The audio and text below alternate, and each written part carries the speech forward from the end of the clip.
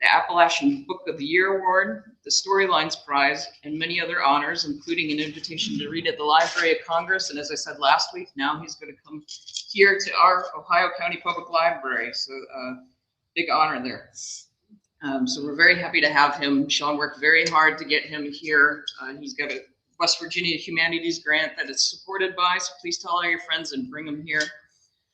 Then in 2 weeks, Tuesday, November 30th at noon, if you've visited the Facebook group, Memories of Wheeling, you've probably seen some of these amazing black and white photos by Michael Harvia. They were taken between 1973 and 1985 when he was working as a photographer for the Intelligencer newspaper. And the photos show changes taking place in the old familiar landscape of Wheeling that many of us have never seen before. So they're really interesting pictures. He's going to share a selection of some of his personal favorites and tell us about the background and context of the images as he remembers them. And then in 3 weeks, December 2nd, that's a Thursday, our next People's University starts. That's going to be on the Cold War. We did First World War, Second World War, so now we're moving forward to the Cold War. That's at 6:30, December 2nd, Thursday, here in the auditorium and broadcast live online on YouTube and Facebook.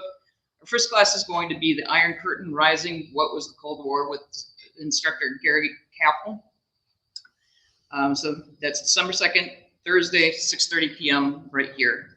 Cold War PU series is an 8-week series. Today, to introduce our guests, we have the West Virginia Poet Laureate, Marc Harshman, who hosts the Wheeling Poetry Series. So please welcome Marc Harshman.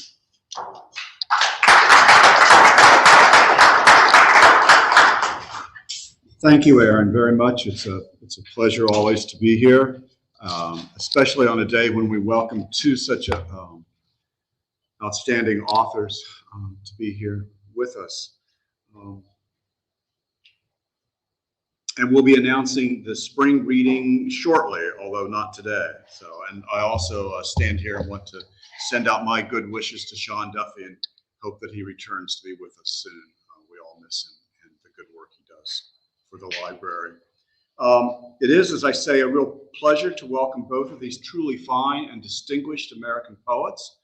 What a tribute it is to you folks and to the library and its excellent programming that we have these fine talents with us today. I'm going to begin with Joel Peckham, who's traveled slightly less far than Joe Bathanti. I count it as a privilege to call Joel and his wife Rachel, also a fine poet, as my friends, and only wish that Huntington weren't so far away. But we're very fortunate to have Joel here with us today. Joel's published 9 collections of poetry and nonfiction, including Bone Music, Much, Body Memory, New Rivers Press, Resisting Elegy, Chicago Review Press. Individual poems and essays have appeared in Prairie Schooner, the Southern Review, Cave Wall, the Beloit Poetry Journal, The Sun, and many others. These, by the way, are really some of the finest magazines in our country.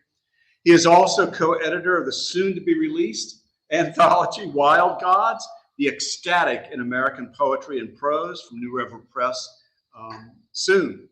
He's currently associate professor of regional literature and creative writing at Marshall University. About his book, Bone Music, I've written the following, as I did a blurb for this book.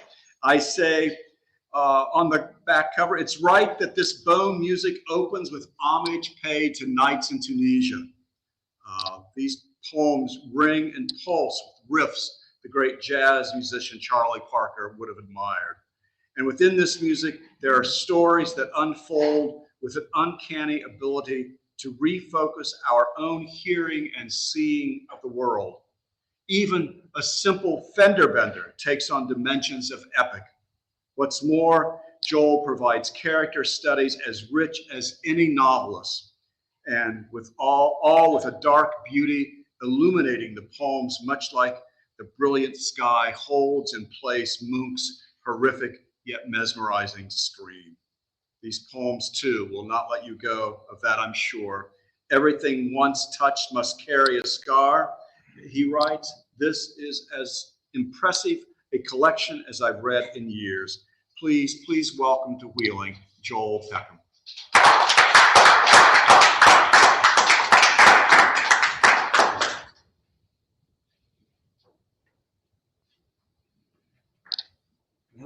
That was delightful. Thanks for the introduction. I never read from my cell phone, but I accidentally didn't bring something I wanted to read, so I apologize for doing that very hipsterish 20-something thing. All right, I'm going to start with a couple new poems, and then I'm going to read some things from the book. We'll just see how it goes. It's a little distracting to see my face right there on the screen. I'm too vain for that. No one should do that. Thank you so much for being here. Thank you, Marc, for having me here. It really is a delight. So the first thing I'm going to read is I've been just somehow passed. You know how you get news on your Yahoo account? I got news that Chubby Checker was fighting to be put in the Rock and Roll Hall of Fame. And I was like, Chubby Checker's not in the Rock and Roll Hall of Fame? That seems completely nuts to me. But this poem is called Twist Again. Come on, everybody, clap your hands. Everything's a dance, a managing of risk, of distances. I think of Chubby Checker on Dick Clark teaching white kids how to move off script. Most of them not quite knowing that the twist was just a euphemism. Going back to Jelly Roll, also innuendo, think about it. All this convolution of the hips, just practice, teaching how unsafe a thing can be even in the absence of touch, because of it.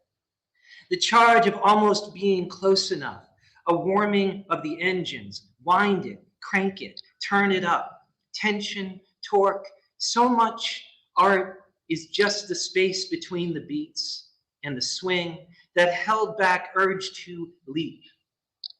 Summer again, and there's too much damned life just out of reach, streaming, steaming in on all sides, effulgent and blooming with heat.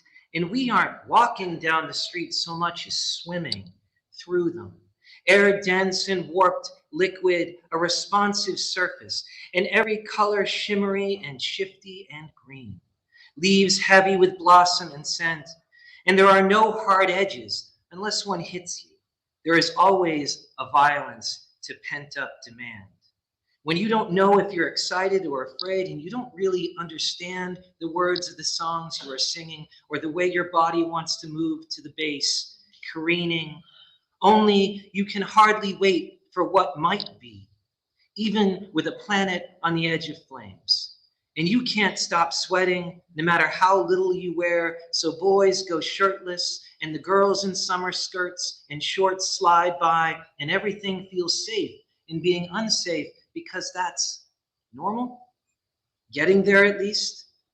I think of every time I've watched a child flying up, legs splayed, shoulders back, rising until chains go slack with gravity, begin to kink and snap, building up that need to launch yourself, dreaming of astronauts, thinking, what if I let go? Let go. Let's go. And so a million broken wrists, ankles, and trips to the dentist, an exploding population, moon landings, and riots in the streets, and Martin, Malcolm, and the Kennedys, and rock and roll, and R&B, and sex, sure, sex always. There's a reason all those poets called themselves the Beats.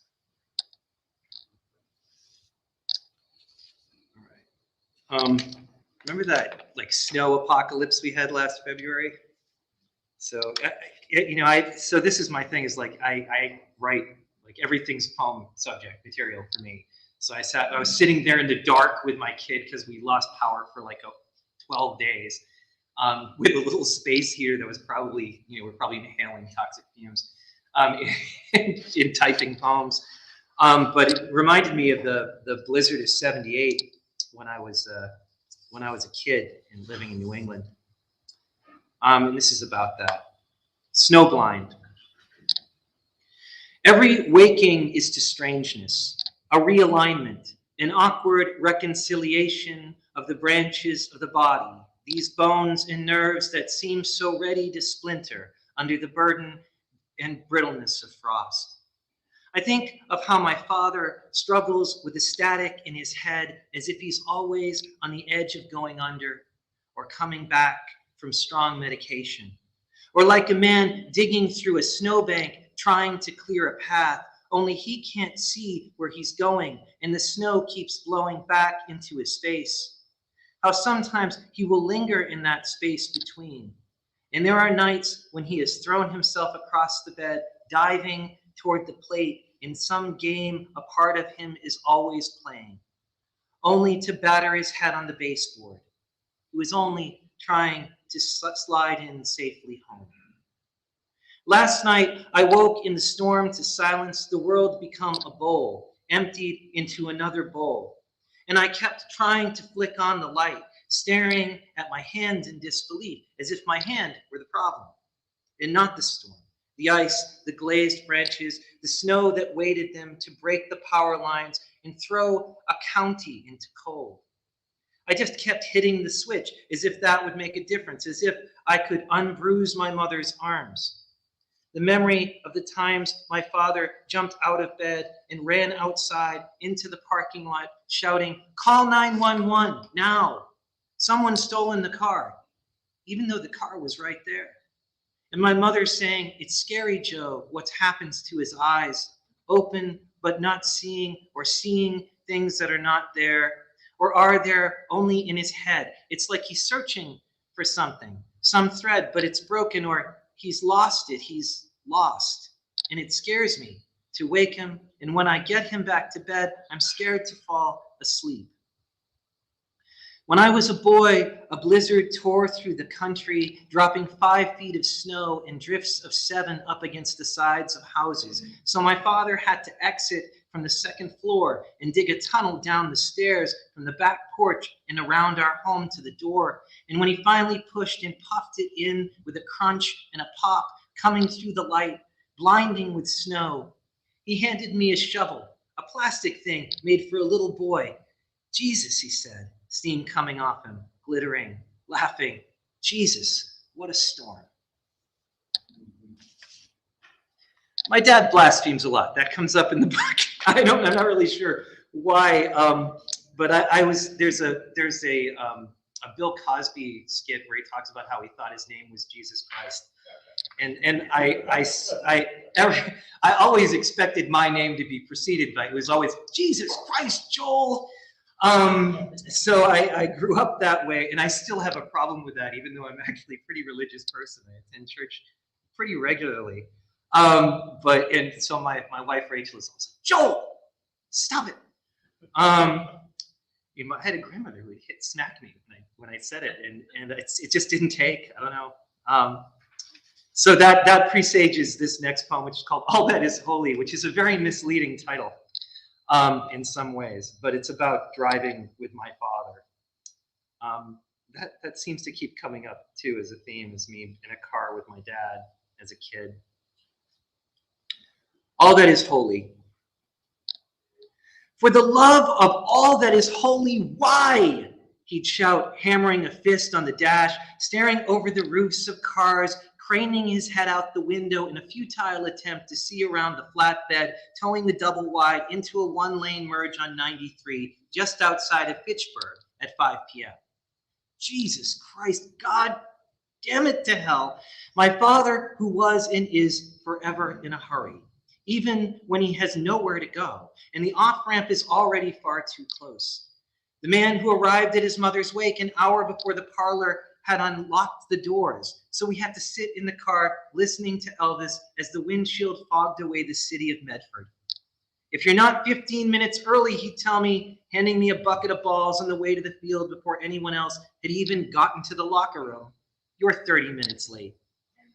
And so I was, and still I find myself, more often than not, shagging my own fly balls in an empty outfield, or counting minutes, seconds, sometimes sweating or saying a prayer as I watch the clock, like a rigged explosion in a mine shaft, light as lit fuse. Come on, come on.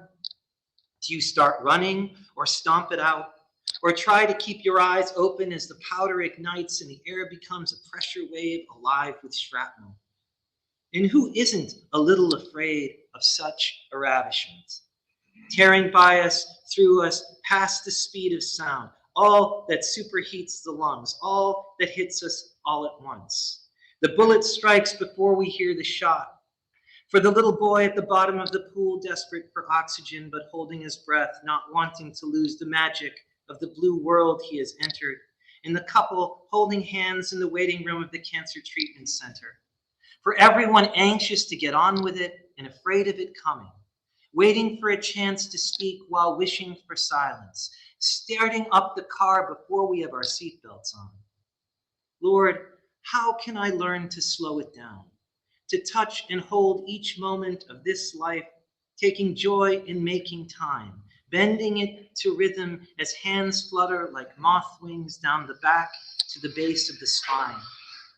So I am always swinging a bucket of balls as I walk loose-limbed with my father just before the start of summer and after the last bell has rung, or watching Rachel brushing off the beads of water after a bath, envying the towel. Or sitting in traffic as I do now, the perfect light of evening shimmering every burning hood and windshield and all their colors flashing and shaking in the haze of summer into one sinuous animal as it glides over smooth tar.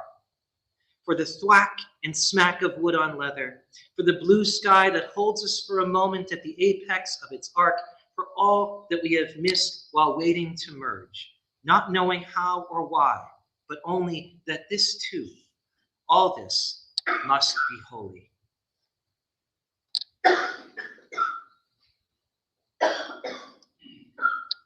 Speaking of, I wasn't going to read this, but when someone mentions one of your poems in an introduction, you feel like maybe I should. So I'm going to read. How am I doing for time? By the way, I lost track of it. Another 5 and 7. All right, so good. I'll read this, but that should take me about a poem and a half. So I'll read this and then one more and we'll be done. Thank you, Marc. So I'm going to read To the Woman I Backed Into at the Kroger Parking Lot, which is a bit lighter. I only write about things that actually happen to me. So and this was one of those moments where I'm like, I can't believe this is happening to me. But To the Woman I Backed Into at the Kroger Parking Lot. Well, I backed into your car, or actually your fender, leaving a ding, a dent, a scratch, a smudge, and you turning around and around in the busy lot, your door wide open, hands flying up in the air like a couple of birds caught in a window box. Or maybe you backed into me, or we struck each other, pulling out of our respective spaces at the same time, but headed from opposite rows and in opposite directions, and so met at the middle at once in a crunch, which sounds unlikely, but then so is existence. None of this had to happen, none of it intentional. The planet, the atmosphere made from all those random comet strikes, me, you, Rachel, the internal combustion engine, etc. Unless you believe that there was a plan, and even if there was, it was not mine. Even as a writer, I would not have, for example, included the bit about both our cars being the same model and make, but different years. 2 Subaru Outbacks colliding in the night. Well, in the early evening in a parking lot in West Virginia, I swear I looked in my rearview mirror and my side view and over my shoulder, and you weren't there. And I bet you did the same. And I was not there either until you were. I was. And there we were. We are. I swear it didn't feel as if I'd hit a thing that was already stopped. I've delivered hits before, and I've been hit. And this felt more like a bouncing off than a driving into. But I admit I was distracted and tired, and it was 5 p.m. and I was looking into the sun and had taken off my glasses because of the glare. So I don't know. I said, "What are we looking at?" Which was stupid. Maybe if I had said, "I'm sorry," or "Are you okay?" things would have gone better for both of us. But I could already see the damage wasn't much, and you seemed unharmed, if spitting mad, and I was still a little shaky and unsure I was at fault. I'm still not sure, though I'd like to think I would have offered to pay for damages. I didn't. I said, "What are we looking at?" And when you pointed at your fender, I said, "Okay, what do you want to do?" Thinking we could talk this out, come to some arrangement that wouldn't make my premiums go up. The damage was minor, no one was hurt, accidents happen all the time. But you wanted our insurance card, and so I looked at Rachel, who by now was standing next to both of us and looking a little sick herself. This was her car, not mine. And she went back to the car to dig it from the glove box. Okay, fine. That is, of course, you're right. And I was about to ask for yours too, which you snatched when you snatched the card from her hands as if she weren't already holding it out in offering. And Rachel asked, "Why are you so angry?" And you said, "I got backed into," as if you were your car. And I said, "Ma'am, I think we backed into each other," which was what I thought, but maybe not the right thing to say right then. And you said, voice rising, "No, I had already backed out. You hit me, and you're going to pay for it." Which, of course, was not Rachel's point at all, which was, in fact, besides the point. She meant only that no one was hurt, and the damage was slight. Accidents happen. Why couldn't we be decent to each other, even grateful, which only made us both flustered? Me, ashamed for making things worse, and you staring at her as if she'd lost her mind. I got backed into, you said, as if everyone around us, carting their groceries and screaming children, cases of beer beneath their arms, were witnesses and jury. As if we were both deaf and dumb. I got backed into. And even now, I wonder how you saw me then. What kind of man and what kind of story? Which makes me wonder how many times you'd not been seen and been run into, only to have some asshole try to tell you it was all your fault for being in his way. And so you took the insurance card and got in your car saying, "You'll be hearing from me," and slammed the door, driving off with that card still clutched between your hand and the wheel, leaving the two of us standing there in the parking lot as if we'd just been struck by something we didn't see coming. A comet flying in from out of nowhere. Or maybe we were the comet, or were riding it. So much is a matter of perspective. And I'm still looking backward, trying to see what I missed and what I didn't. My own eyes in the mirror, looking for yours. Actually think I'm going to finish there. That's a good one to end on. Thank you very much. Thank you for being here. Thanks, Joel. That was great fun. I've been in that Kroger parking lot, I swear, and with people just like that. I don't think you were at fault. You couldn't have written such a fine, he couldn't have written such a fine poem, could he? We'll be judge and jury and pronounce you innocent, so. And now, dear Joe Bathanti. Joe has come all the way from Boone, North Carolina. However, I know that he may still on occasion call Pittsburgh his home. And I think I met Joe first in Boone at the Appalachian Studies Association conference in 2013. I'm not sure. Anyway, I've long admired Joe's poems, as I believe you will too. Joe is the former Poet Laureate of North Carolina and recipient of the 2016 North Carolina Award for Literature. He is the author of 10 books of poetry, including This Metal, nominated for the National Book Award and winner of the Oscar Arnold Young Award. Restoring Sacred Art, that book was the winner of the 2010 Roanoke Chowan Prize, awarded annually by the North Carolina Literary and Historical Association for the best book of poetry in a given year.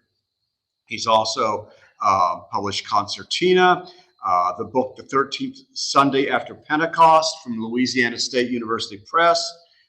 His novel East Liberty won the 2001 Carolina Novel Award.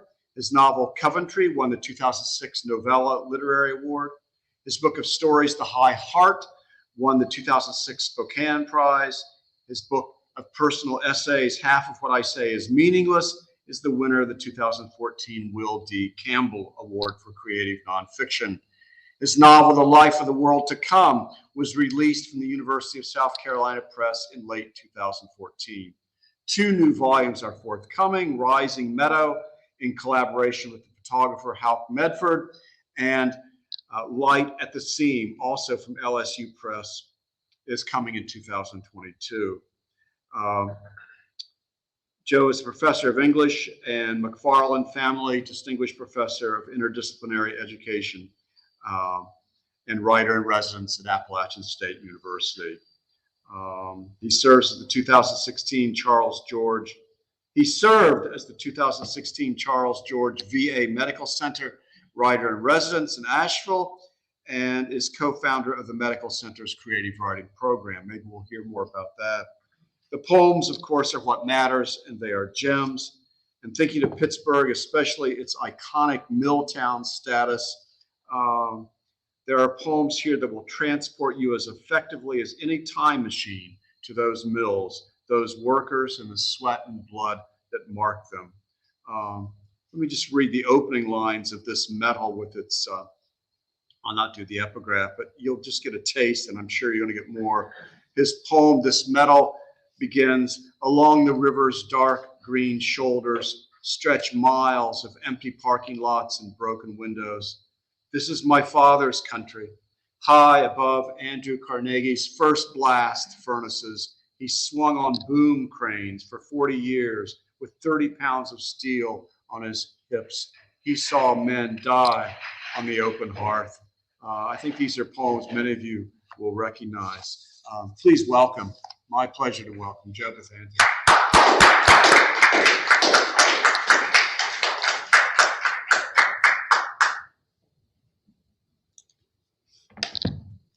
Thank you, Marc.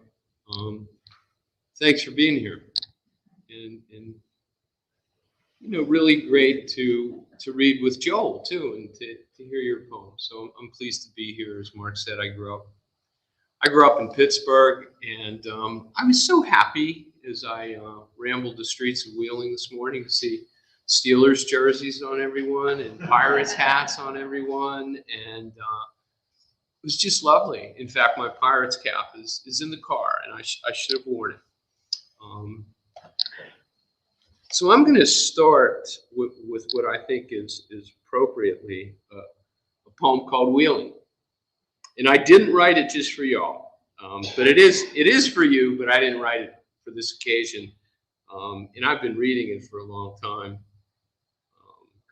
So growing up in Pittsburgh, in Pennsylvania, the legal drinking age there was 21, and the legal drinking age in West Virginia was 18. So you know where this poem is headed.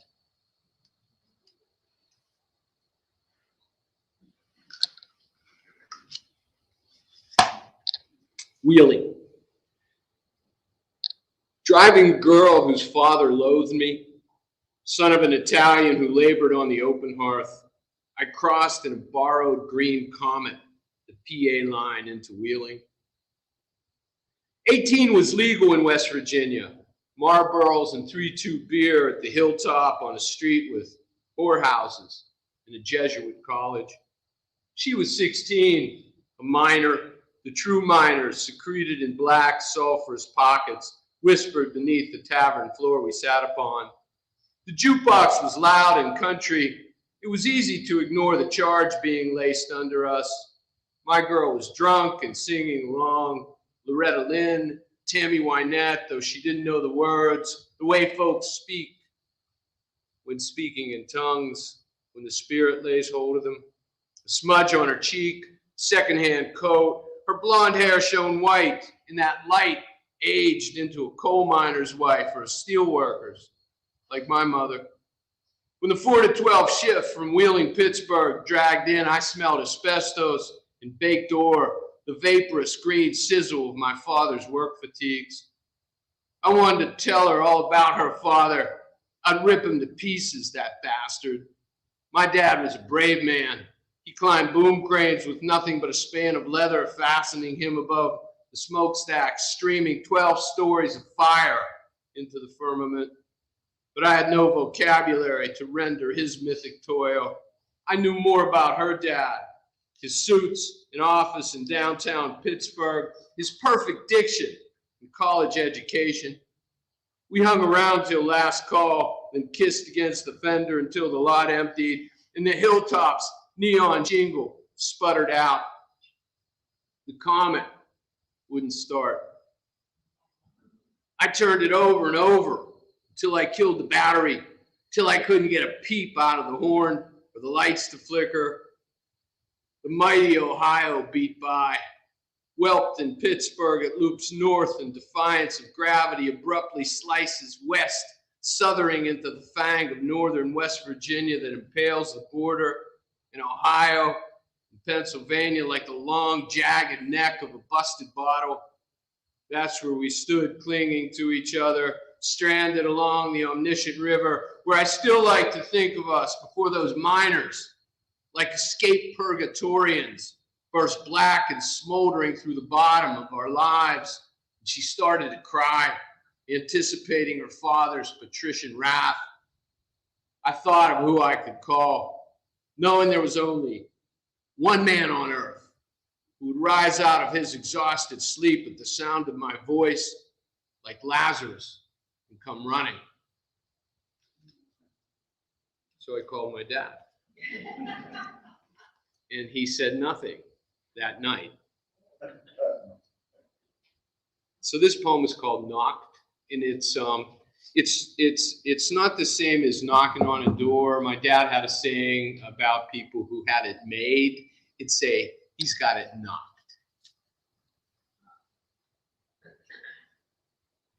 And it's really about the first time I saw the steel mill he worked in. It was Edgar Thompson Works in Braddock, PA. It was the first steel mill Carnegie opened in the New World.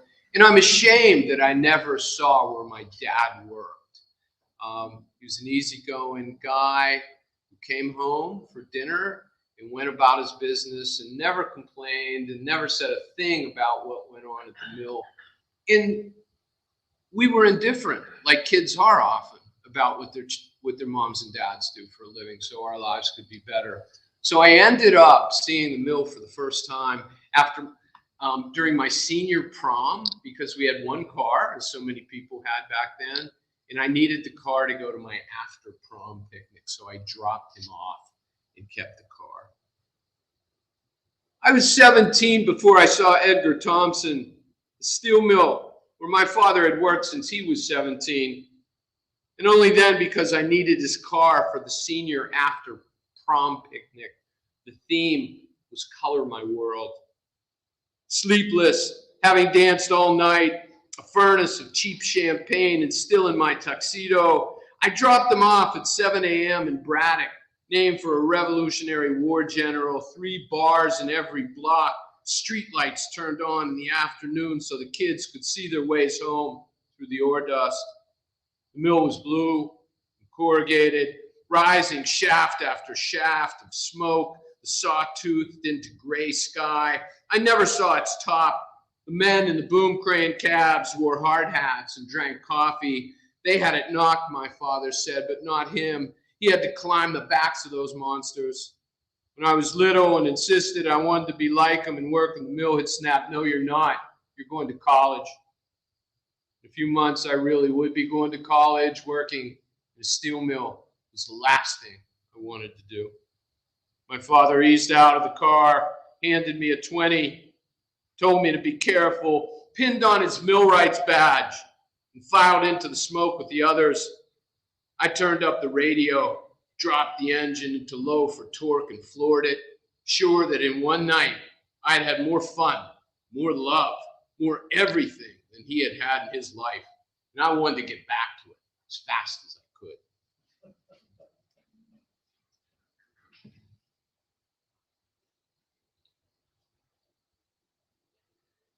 Joe broke the ice with profanity. So I wanted to read a poem called Son of a Bitch. It's about playing Little League baseball. I coached all my kids' teams, and the worst thing in the whole world is I'm one of those imperious, hard-headed fathers screaming at his kid who's not playing well, a kid who didn't want to be on that field in the first place. I wasn't that kid, and that wasn't my dad, but that's what this is about. Johnny Petro's dad, Al, was a son of a bitch. His fellow coaches, including my father, had no use for him. Excluded, red-faced, he looked like Lee Harvey Oswald. "Get in front of it," Al commanded, forbidding Johnny to flinch when he clubbed him vicious grounders with his big Hillerick and Bradsby .35, a cigarette stealing out of his mouth like a bullet, the ball tearing rabbit along the minefield. "Take it in your chest. What are you afraid of?" My father had known Al for years, but said little aside from the Times often enough when Al crucified Johnny because of a boot or strikeout, my dad would tell him to let up. And Al would wheel menacingly, then smile when he saw who it was.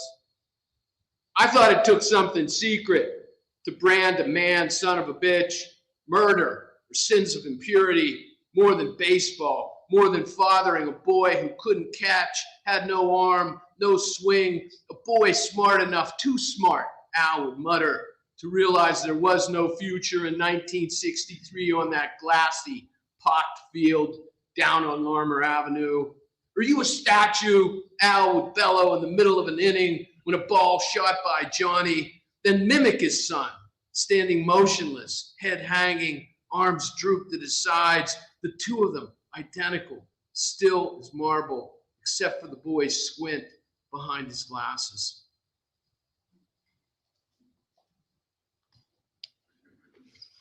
You know, I'm gonna read that title poem that Marc mentioned in this medal.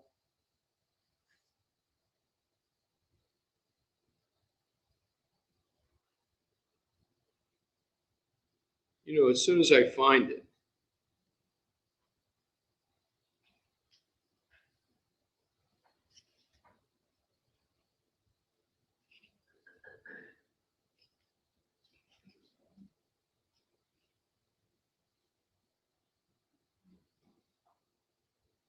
And this is a true story. You know, I visited Pittsburgh often since moving to North Carolina in 1976. And one day I was home. Joan was with me, my wife Joan, who's with me today. My dad was out just running around doing whatever. I think he was retired at that point. And the telephone rang. And I answered the phone. It was my dad. And he says, Joe, I'm at the police station. And I said, Dad, what are you doing at the police station? He said, well, I was driving across the Highland Park Bridge, which is a big bridge. It crossed the Allegheny. It's like, Pittsburgh is like Wheeling. It has a million bridges. And he said that he saw a man who had mounted the railing and was about to jump into the river. So my dad stopped the car and tried to grab the guy, but he couldn't.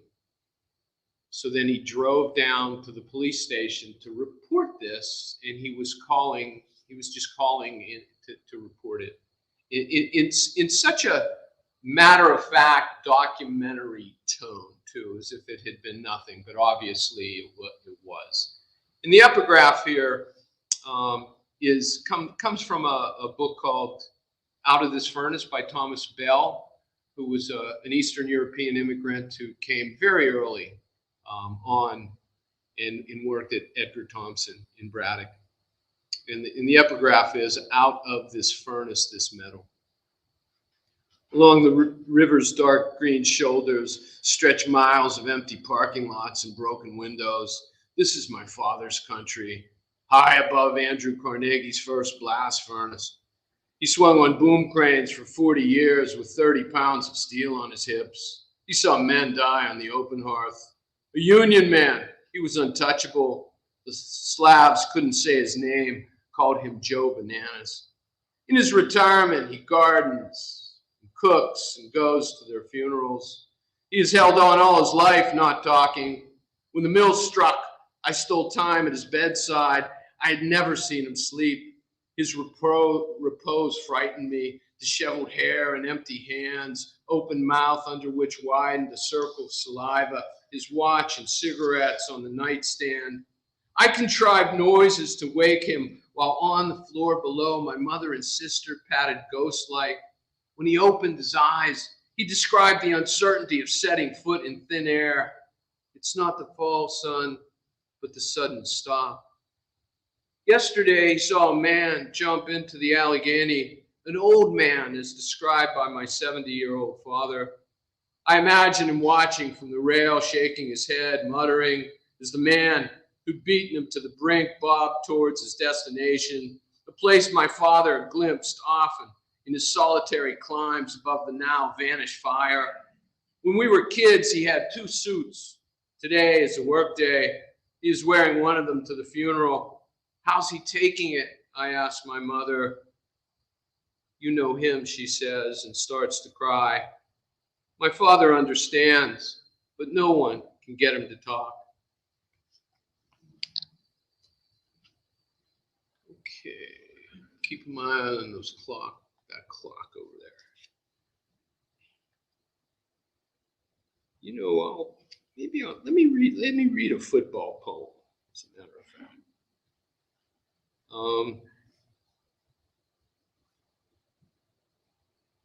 Yeah, this is a poem called Sandlot.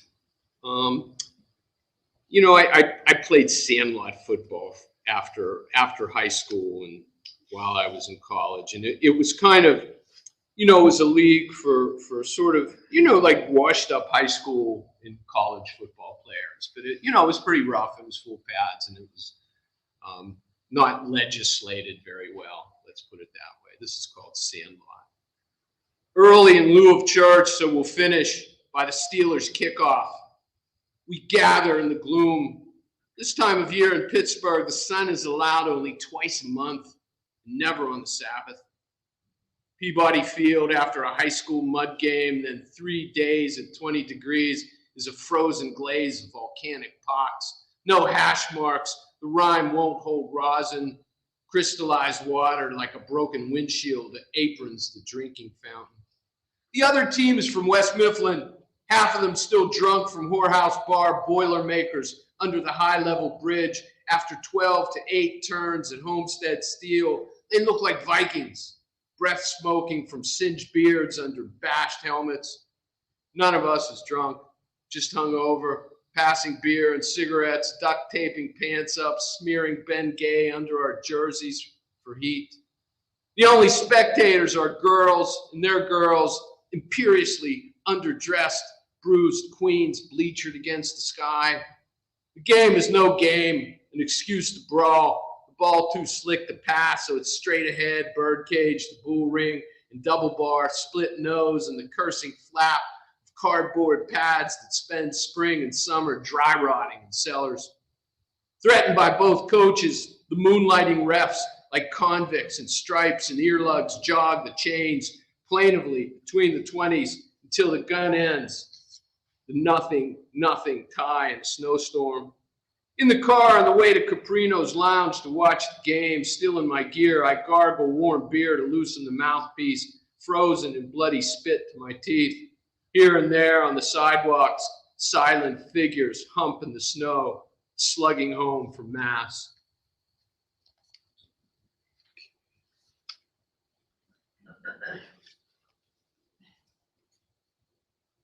This poem's called Brooks Brothers Shirts. You know, my dad was a union steelworker. My mother was Garment Workers of America in that union. She was a seamstress, and she worked in the tailor shop at Brooks Brothers downtown. So she got all that really expensive, unapproachable clothing for like crazy discounts. So I wore Brooks Brothers shirts as a young boy to grade school and then to high school. So this is called Brooks Brothers Shirts. And I've been reading a lot about my dad, and you have to have parody here. So I need to get my mom in. Brooks Brothers Shirts. 10 hours a day. My mother hunched downtown in Brooks Brothers tailor shop, fretting cuffs, belt loops, pleats, vents, buttonholes, lapels into ruthless wool suits, unthinkably expensive for men who spent their days unsoiled, whose soft hands never raised a callus. After she punched out, caught the streetcar and high-heeled home 2 icy downhill blocks from the Callowhill stop, she often breezed in with packages. Icy broadcloth shirts she'd monogrammed with my initials swathed in smoky, silvery tissue. The deep navy boxes piped in gold, the gold band that bound them, and in their centers, the Brooks Brothers coat of arms, a golden U lowered on a sling into a sacrificial grail, the Agnus Dei. My mother dressed me like a prince, Apparel doth proclaim the man. I'd one day read in Hamlet, those luscious shirts, the forbidden glory of plenty, of too much really. They privileged me among my parents' oppressors every day with neckties, blazers, oxblood penny loafers, Princeton wave that swooped my yearning brow. I wore them to school, blue, pink, yellow, charcoal and burgundy, pinstripe, tattersaw, blinding, ecclesiastical white. I wore them to church. I adored those shirts, my immaculate patrician destiny. My mother washed them by hand, hung to dry in the winter sun, spritched with water from an Iron City pony, then shelved them in plastic bags overnight in the freezer. She loved them as much as I did. My father, a steel worker, a crane climber, he loved them too. He didn't want me to get my hands dirty. He wanted me to work for myself. My mother ironed in the cellar where my father shaved out of an enamel basin with hot water from the wash tub, a small mirror on the nail pounded into the block wall that he whitewashed every year. On his workbench, he stationed a sleeve board for the long tedium of the crease, true as a plumb line, dabs of starch at collar and cuff, shots of steam from the iron's black button, mother's needle hand steering the hissing wedge just shy of scorching the frozen fabric, which is the charm. My shirts were sharp enough to bring blood.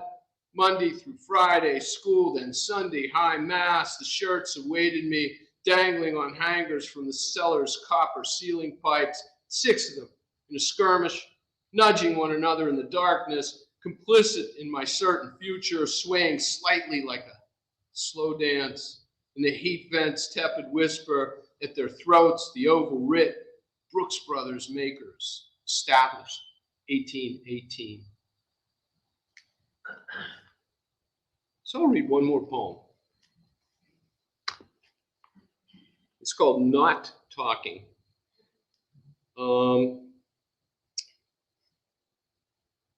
My mom never drove a car,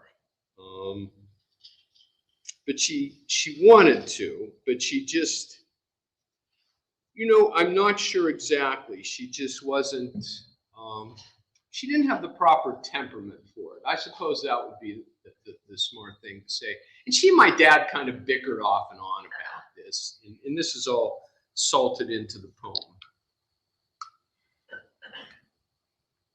She'd get a learner's permit, take a crack at it, get a learner's permit, take a crack at it. In this poem is about one time when my sister was just 16 and had a brand new driver's license. My mother made her give up the wheel, and my mother began to drive. And here's what happened. Not talking. Even though my mother did not know how to drive, had been forbidden expressly by my father, who said she cowboyed, my sister Marie, only 16, brand new driver with a junior license, could not refuse her when on Washington Boulevard, just across from the highway patrol station, my mother demanded the wheel. My father did not like to argue with my mother, but he was adamant about the car. During her aborted driving lessons, riding shotgun, spitting smoke and flecks of tobacco from his filterless Camel, he would caution, "Rose, do you see that car? Slow down, for crying out loud, Rose."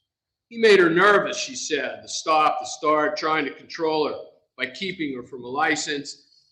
If he could drive, she could. Pull over, he'd finally order. She'd slam it into park, get out, leaving the Chevy door yawing into the oncoming lane and walk away. My father would sigh and throw down a cigarette. "Rose, I'll walk home. Rose, don't talk to me." My father never pounded things or screamed. He didn't even raise his voice. But when he was mad, there was a bristling incredulity about him. He would gape, then look away, blowing a funnel of cigarette smoke, then glance back to see if the offender had been vaporized, or at least come to his senses. When the call came from the highway patrol, he stared at the telephone receiver for a whole minute, daring it to take back the news before grinding it into its cradle.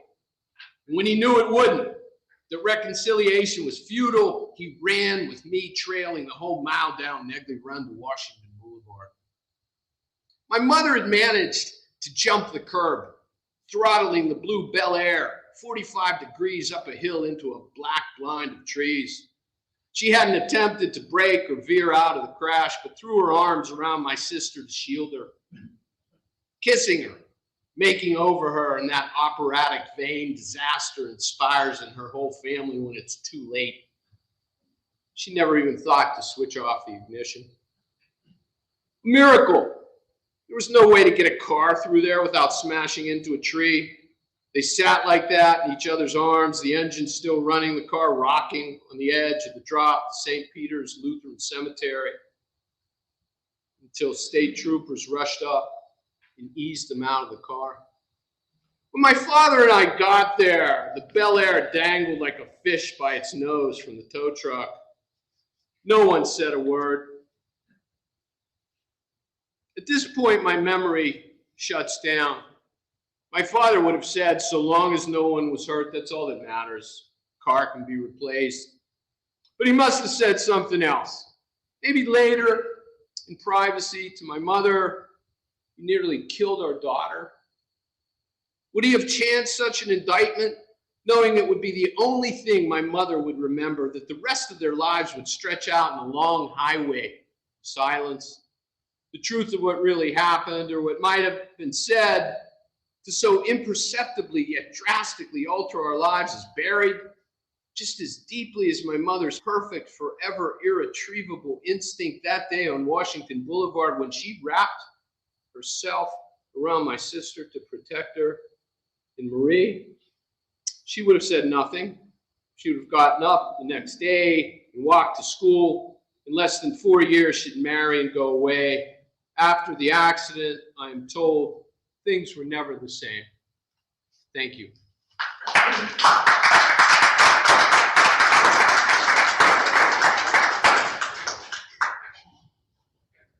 Thank you, Joe. Marvelous poems. Thank you, Joel. Thank both gentlemen again, please. They have books here for sale. I'm sure they'd be happy to autograph them, personalize them for you to give to yourself or to somebody else as a gift.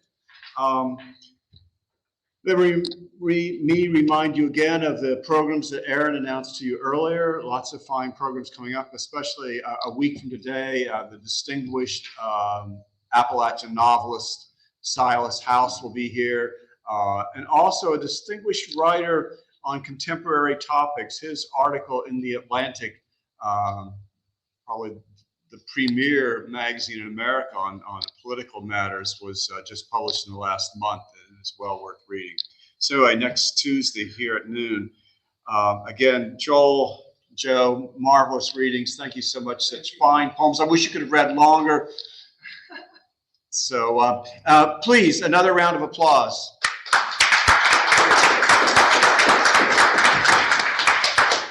And as I say, they have books for sale. Please come up.